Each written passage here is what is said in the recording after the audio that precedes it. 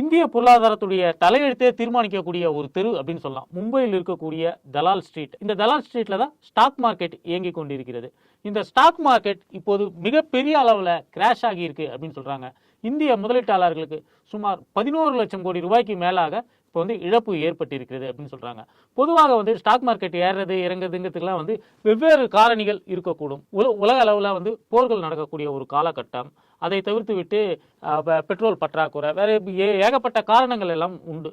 இருந்தாலும் கூட இந்த முறை ஏற்பட்டிருக்கக்கூடிய இழப்பு என்பது ரொம்ப தீவிரமானது. இதற்கு மிக சப்பையான காரணங்கள் தான் இருக்கிறது. புற உலகத்துல அவ்வளவு பெரிய ஒரு காரணிகள் இல்லாமையே இது மாதிரி விழுந்திருக்கிறது அப்படிங்கிறதுக்கு ஒரே காரணம் கோமாளி மோடி தான் அப்படின்னு சொல்லிட்டு இந்திய முதலீட்டாளர்கள் சொல்றாங்க.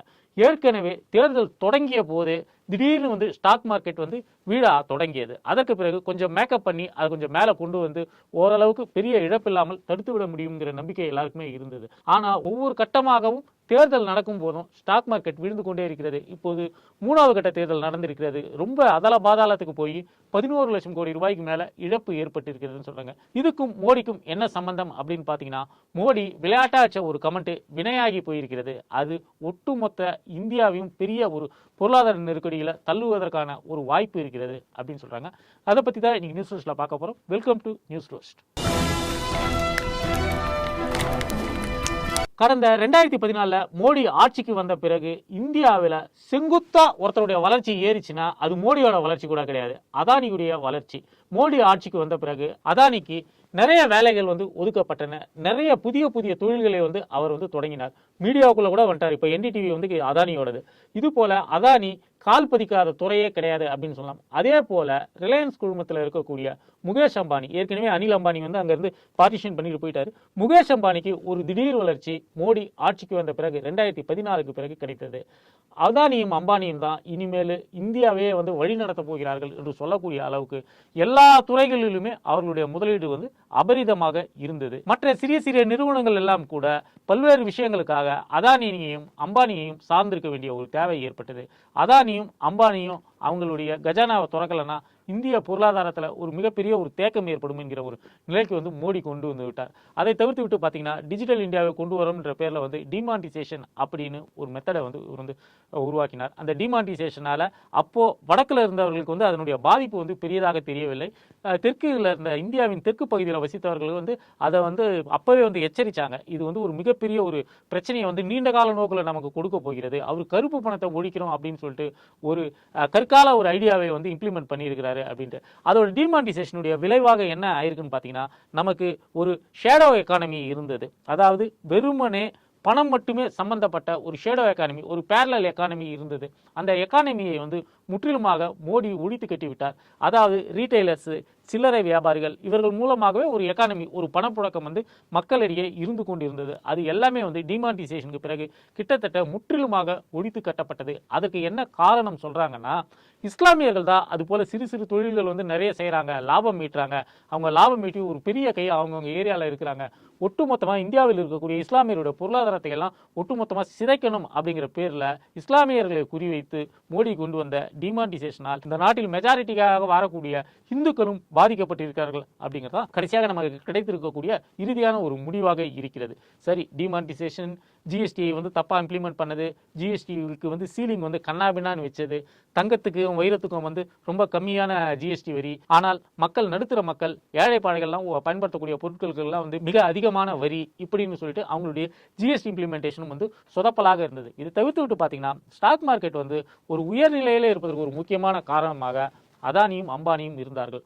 குறிப்பாக ஹிண்டன்பர்க் அறிக்கை இந்த ஸ்டாக் மார்க்கெட்டை இப்படி ஹை லெவல்லையே வச்சிருக்கிறதுக்கு அதானி என்னென்ன தில்லுமுள்ளுகள் எல்லாம் செய்கிறார், அவர் எந்தெந்த முறையில் ஷெல் கம்பெனிகளை வைத்து அவருடைய ஸ்டாக்குகளுடைய வேல்யூக்களை தொடர்ச்சியாக ஏற்றிக்கொண்டே போகிறார் அப்படிங்கிறதெல்லாம் புட்டு புட்டு வச்சது.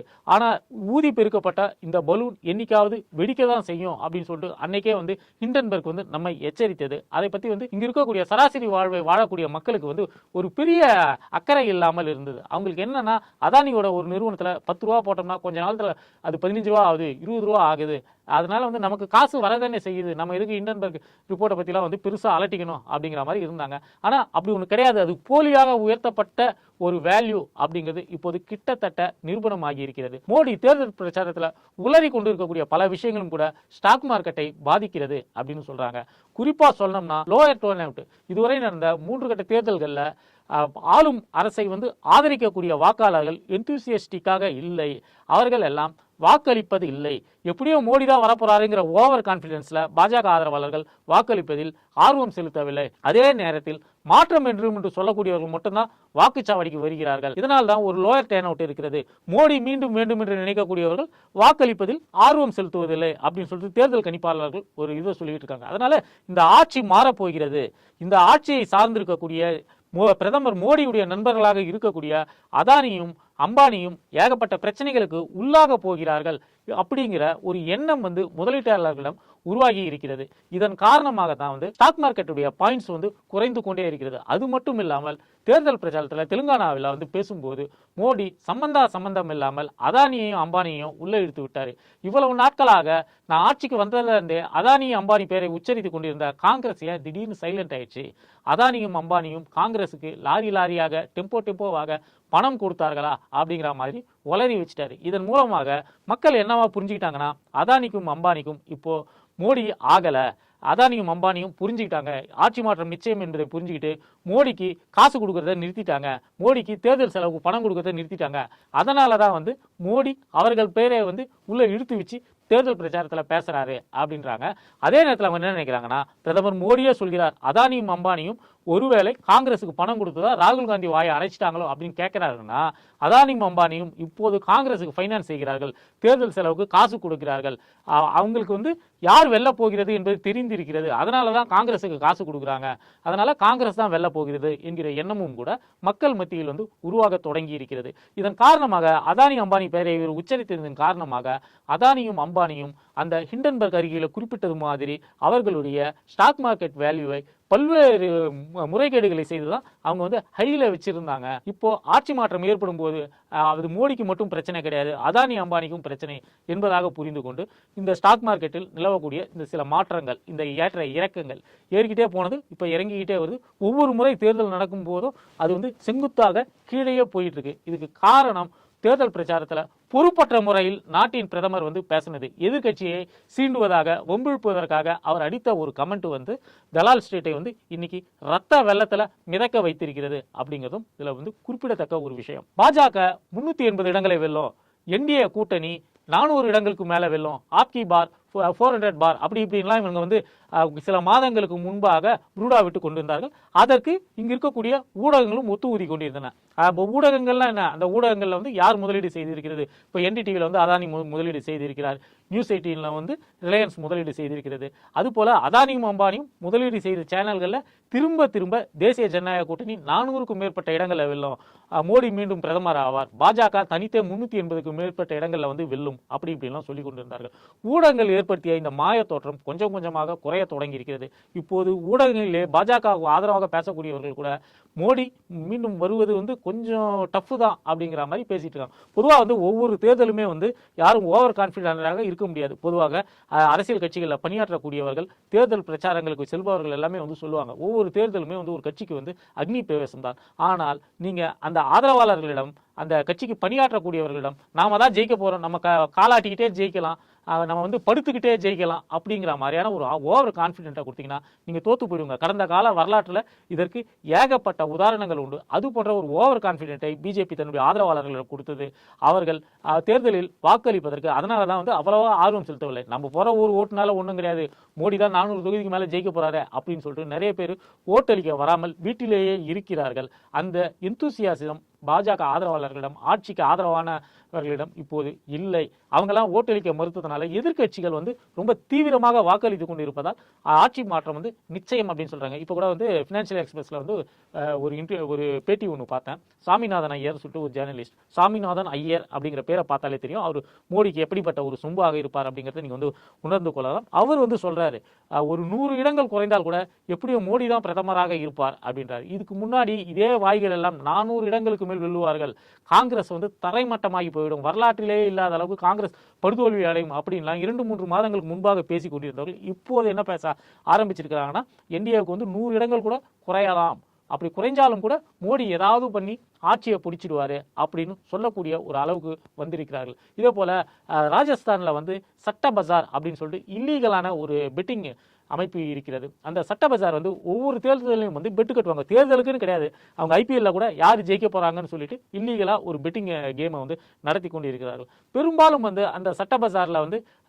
பெட் கட்டுறது வந்து அவங்க ஊடகங்கள் வரக்கூடிய செய்திகள், மக்கள் மத்தியில் நிலவக்கூடிய பிரச்சனைகள், இதோட அடிப்படையில் தான் பெட்டிங் கட்டுவாங்க. அதுல ஆரம்பத்துல மோடி 400 இடங்களுக்கு மேல் வெல்லுவார் அப்படின்னு சொல்லிட்டு நிறைய பேர் பெட்டு கட்டிட்டு இருந்தாங்க. அவங்களுடைய ஆர்வம் ஒவ்வொரு கட்ட தேர்தல் நடந்து கொண்டிருக்கும் போதும் குறைந்து கொண்டே இருக்கிறது.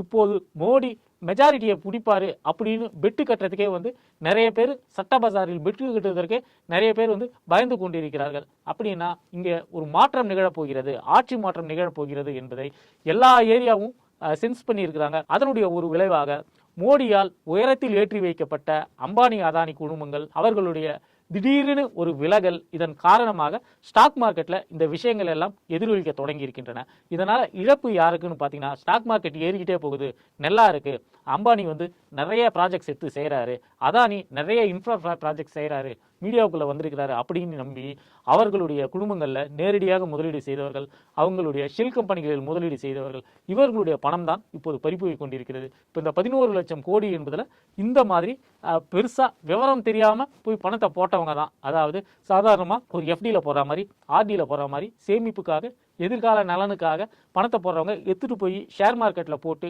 இப்போ அவர்கள் எல்லாம் நடுத்தெருவில் நிற்க வேண்டிய ஒரு நிலைமை இருக்கிறது.